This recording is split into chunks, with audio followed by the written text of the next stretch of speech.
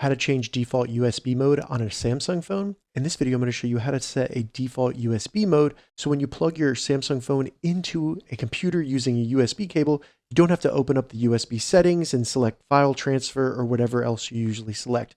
It'll automatically select it.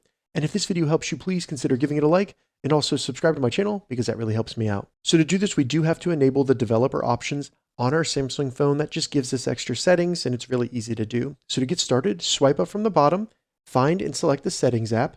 Then in the settings app, scroll all the way down to the bottom and select About Phone. Once you select About Phone, select Software Information.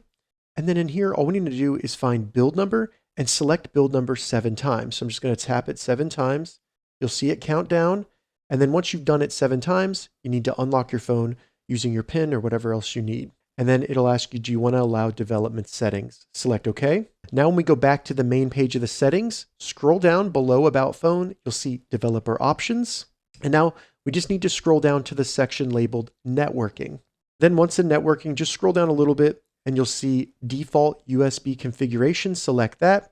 And now if we select Transferring Files, so now anytime we connect our Samsung phone to a computer using USB, it'll automatically allow it to start transferring files. So as you can see, I'm going to plug it in. And then when I swipe down, you can see USB for file transfer. If this video helped you, give it a thumbs up and please consider subscribing to my channel.